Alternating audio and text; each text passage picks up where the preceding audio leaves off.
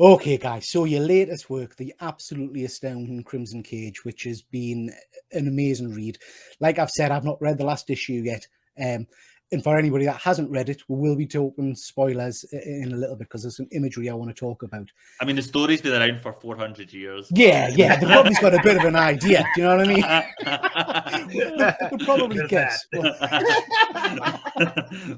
Let's tell somebody we gave it a happy ending this time. Yeah. What a twist. Everybody walks away happy. It's lovely. Yeah. So this you all go to the farm. Sometimes to be the man, you got to kill the man. I think that's a tremendous kind of tagline for the series. So, John, tell Will a little bit about Crimson Cage. Well, Crimson Cage is a retelling of William Shakespeare's Macbeth, set against the backdrop of 1980s territory pro wrestling. It stars Chuck Frenzy, who is this main event star of a small Louisiana promotion called LPW. He's a beloved local hero, but a big fish in a small pond. And he's kind of not really happy with his lot in life. Like, he's wanting more out of his career. He's not happy just being like this kind of main event star in a small promotion. He wants great things for himself and for his wife, Charlene. And then he has a fateful encounter with this trio of terrifying supernatural creatures in the bayou who tell him he's destined to become the next world champion if only he's willing to do terrible things to make it happen. Yeah, phenomenal. And yeah, so the storyline, as you've said, is based on Macbeth.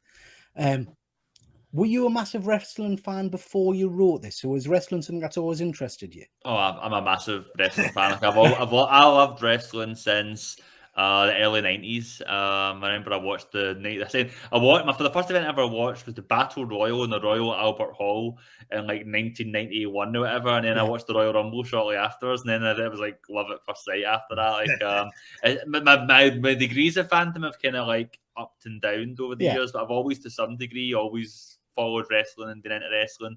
And right back to the earliest days of my career in comics, like as soon as I'd done my first book, The Standard, like, you know, I had in my head that I wanted to do a wrestling comic, and in particular I wanted to do a comic set in the period of like the territory system in the 1980s, which like was a little bit before my time. Like I said, I get into wrestling in the early 90s, but I'd always been fascinated by that point in history because it was such a period of change. It was like an era of like, you know, of wrestling that would soon be wiped off the map and lost to history, you know, so it's just the cusp of things changing, and the characters and personalities just felt very like, you know, like American folklore-ish, and I thought it was like real great scope for a story there.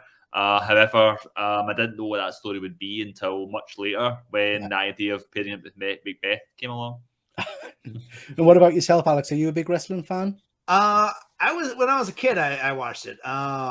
So my thing was I have an older brother, and he's the same guy that also got me into comics, but he was a huge wrestling fan when we were growing up. So like we would always get like all the pay-per-views. So we'd always every Thanksgiving here we'd always watch Survivor Series. We'd watch WrestleMania every year.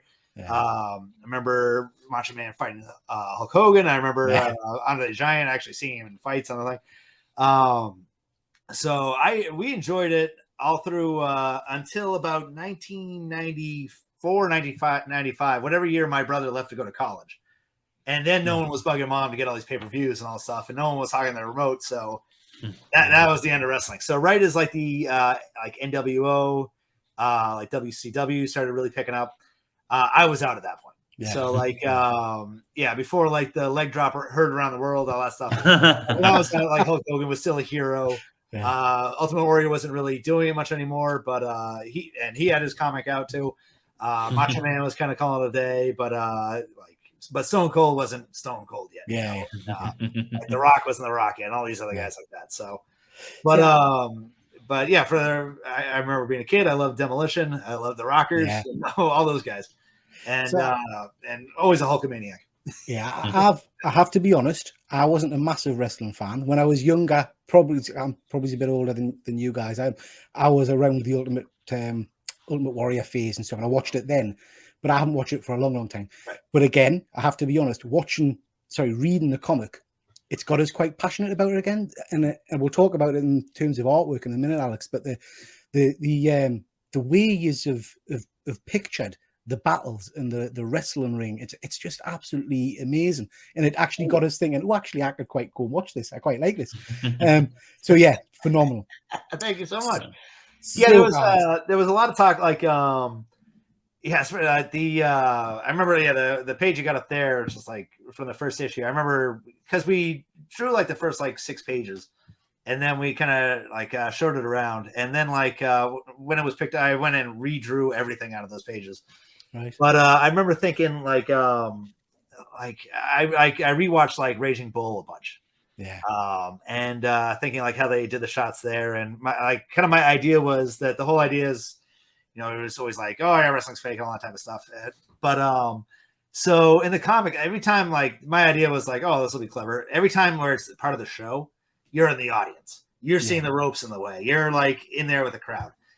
Anytime that it's like real, like when he's like cutting his head with the razor, when they're actually like talking to each other, like, oh, get on the top rope, we're gonna try this, like, oh yeah, sure, that type of stuff. You're in there with them.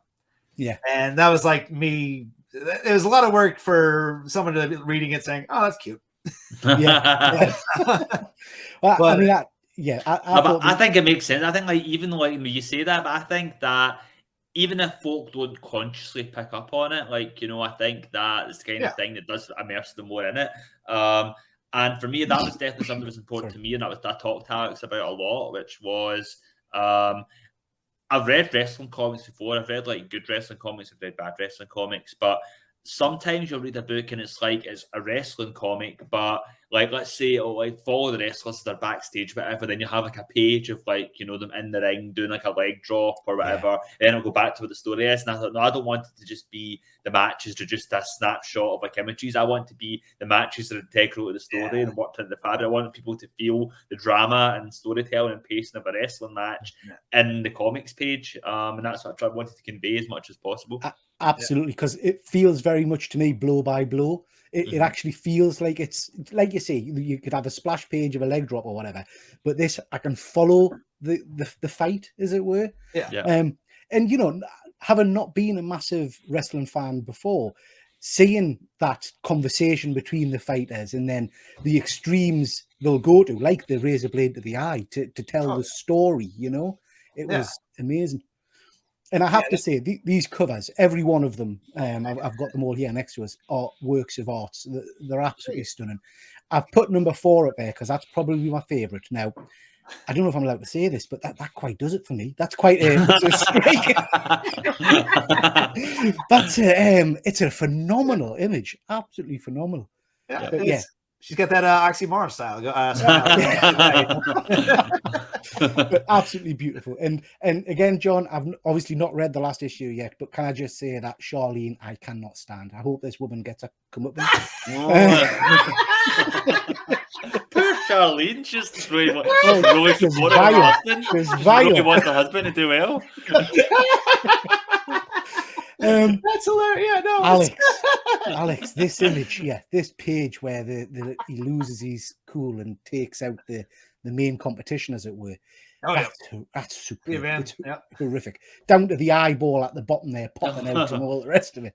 You know, just tremendous. How long does it take you to do a page like that? Is that a long process? No. So that one is kind of basically and a lot of it is just kind of mapping it all out, so make sure it kind of makes sense.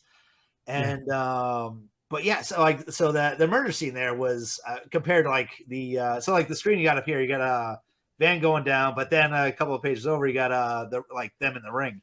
Them in the ring was much harder to figure out than the murder scene. Because the murder scene, you kind of like, all right, you kind of get where you're going. You get some quick shots of him like doing the Hitchcock in the shower type of bit. And this was and looking at it now, it's you got some like creep show thing going on in the back of like, like I'm crazy type of thing. But amazing. I like it, but this was this one, I mean, like a page was like a day. You know, like and obviously a page like this was harder than like the one in the middle of Charlene kind of getting herself all like, you know, cleaning herself up a little bit and then doing that. Yeah. But yeah, the hardest ones was just the like figuring out the like, all right, making sure the wrestling matches made sense, like you could follow the boxes and that type of Because thing. obviously, as someone like, you know, who knows like wrestling like inside out, like I would have like all these references of all like, you know, the moves. Oh and yeah, what and then have I you, would like and I'd be saying like, you know, do this, and he does like a Northern Light suplex turned into a bridge and whatever, and like, and, you know, like, and then like Alex, I'm like, what? And then like, and I think, and at one point I'd be like, I think at one point I was saying like, you know, in the script I was like, and Van Emlen's in the top rope, and Chuck Frenzy does a drop kick, or, you know, yeah, like, this is knocks the page right here on the screen. yeah, there.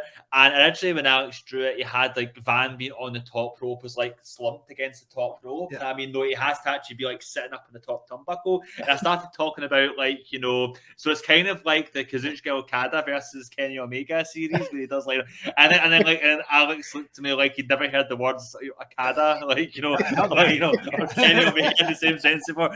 And then so like, so I tried to send him some video clips, and eventually like I got him my action figures, and I'm like, okay, and they do this, and then like, you know, and he walks like that, and he goes, oh, and it's a very technical process, you know, the collaboration with all these players, you know, and so then eventually, yeah, and that's how eventually we got to the point of like, Yeah, we got that. Yeah, we got that shot. Amazing. And I've put that image up there of on the far side there of to show the kind of the stage by step of the fight, because like you say, John, for wrestling fans reading this comic, I guess you want them to feel like it is a proper wrestling match. It's not, you know. So I think it's phenomenal. I mean, for me, like my thing was like, oh, I think I muted myself there. My thing is that I wanted it to be that wrestling fans wouldn't be insulted or feel like that, like it was, you know, embarrassed by the wrestling aspect or it was talking down to them. I wanted someone who was a wrestling fan to read this and see, oh, this is someone who's a wrestling fan too, and that, or they've taken the wrestling part of it seriously rather than just using it as like surface window dressing. But at the same time, I wanted it to be that if you're a wrestling fan, you'll get more out of it and you'll find little details you'll appreciate in it. But also, if you're not a wrestling fan, one, it will still be accessible to you for the horror aspects or just the plot and characters, but also would maybe give you more of an appreciation for wrestling, maybe like make you more open to giving it a try. Yeah, absolutely. And I've put that central page in there, one, because it's artistically absolutely beautiful, but also I just wanted to say these pages were some of my favorite pages in the full run. I loved those first page issues where it kind of gives a bit of a rundown of each character and what's happening in their world and all the rest of it. I just think it's beautiful writing. So yeah, well, the thinking of that was, obviously, as I say, this is an adaptation of Macbeth. One of the you know, the main kind of hallmarks of like a Shakespearean tragedy is the soliloquies where like the main character or the supporting characters will step out of the drama of like the story and turn to the audience and give like a direct address, like explaining their inner thoughts and feelings to like the audience. It's like an inner monologue. I thought, well, what would our version of that be? And I thought, well, what more perfect version of that is there than a wrestling promo, like someone with a microphone in front of like, you know, a backdrop, like talking direct to camera. So I thought, like, you know, so like they're doing a promo, but it's not really a promo because the only audience is us. But I just thought it was a nice stylistic device to play with. One final thing before we move off this, because I know I've kept you guys far longer than I said. The artistic imagery and also the writing of poor Terry absolutely devastated me. So when him and his son, it is Terry, isn't it? Him and his son are driving. Terry, the abominable grud. Yeah, and the scene leading up to that where he has the hug and it's so touching, and then you kind of think, something's not right here, was horrendous. But then when you get the head in the bag at the end, my lord, that was it was tremendous, absolutely tremendous. For me, that was something that's always carried over to me, where it's like, as a long-time fan of Macbeth, the play, whenever I see any adaptation of it, I always think you can kind of see the humanity, and like, you know, even if it's doing something that's terrible and wrong and is going to have horrible consequences, you can kind of see the humanity and the motivations for why he kills the king. But then when it gets to the point of killing Banquo, who's his true and honest friend, for no reason beyond just resentment and paranoia, I think that's when like Macbeth really starts to like become like a true villain, and you start to lose sympathy for him. And So like that was like, you know, and that's always a scene that's like really particularly upsetting. And like the Ghost of Banquo scene is typically one of the best horror scenes in any Macbeth adaptation. So that was like a sequence I really wanted to hammer home. And so like, yeah, definitely wanted to kind of like with poor Terry literally hammered, you know, but like and for me, like especially like sometimes you'll see adaptations of, and I've seen all types of adaptations of Macbeth. Sometimes Banquo is like, you know, somewhat like suspicious. You can see like he's starting to like, you know, doubt Macbeth. Like, you know, I fear he played most foully for it. Like, you know, like thinking, you know, then other times you have certain adaptations which have these outright blackmailing Macbeth. Like, you know, like I know, like, you know, but this one I wanted to kind of go the total opposite route, and I wanted to have him be this gentle soul who would never think badly of Chuck, who like thinks he's absolutely like, you know, a good guy, which makes it all the worse that Chuck would do this to him. But he, again, my interpretation, John, but he knew at the end, didn't he? Because there's that lovely line of treachery. I think that's that because every issue has one line from the play, and that issue 3 line from the play is when Banquo is getting killed by the murderers, he shouts, "Oh, treachery!" Like, you know, and that is like just the version of that. So like, you know, in his last moments, he realizes that like Chuck's did this to him. But yeah, phenomenal, absolutely phenomenal. Okay, so. Again, just to round up there, Crimson Cage is an absolutely amazing read. I've loved every minute of it. I cannot wait to get to the comic shop tomorrow and read that last issue. So I will be banging on the door tomorrow to see how it all ends. The trade paperback, I think I've got the dates right here. That comes out on the 22nd of June. Is that right? Yeah, that's actually more modern, because originally we were told it was going to be July, but it seems like they just recently changed the date to the end of June. So it's coming out sooner than expected, you know, which is good for all you guys. Yeah. Tremendous. And then we've got Hotel Volume 2, I think, coming out 8th of June. 8th of June. Yeah, the last issue of Hotel Volume 2 comes out this coming Wednesday next week. Yeah. So I've read the first issue, but I haven't read the rest because I want to read it all in one sitting. I like a big lump. Forgive you.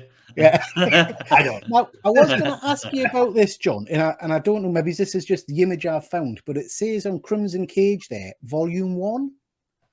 I think that's just the standard formatting of AWA's books. Like they just put Volume 1, like, you know. I was hoping we were going to get a sequel. Well, I like, you know, like, well, good luck finding anybody alive to have a sequel. but they're like, and then it was gone. Like had like Volume 1, Oxy 1 had, but I think it's just like a standard kind of like thing that comic publishers tend to do. Having said that, you know, this does have a definitive ending, but me and Alex have definitely been talking. We definitely have more ideas for like similar stories in this world or in this vein that like we've talked about wanting to do. But again, the same thing I said back when Hotel Volume 1 ended. All depends on readers. Like if if people want to see more stories like Crimson Cage, spiritual sequels or what have you, like please share the word. Let people know that you're enjoying Crimson Cage. Talk about it on social media. Buy the books, like, you know, I'm sure they'll look at sales numbers as well, like, you know, and please, like, you know, like, so please, like, you know, get the word out there, like, you know, they're liking this book. And as I say, Hotel Volume 2 only happened because of the amazing response to Volume 1. So AWA and all publishers to varying degrees do listen to readers. So if you want to see more, you know, speak about it.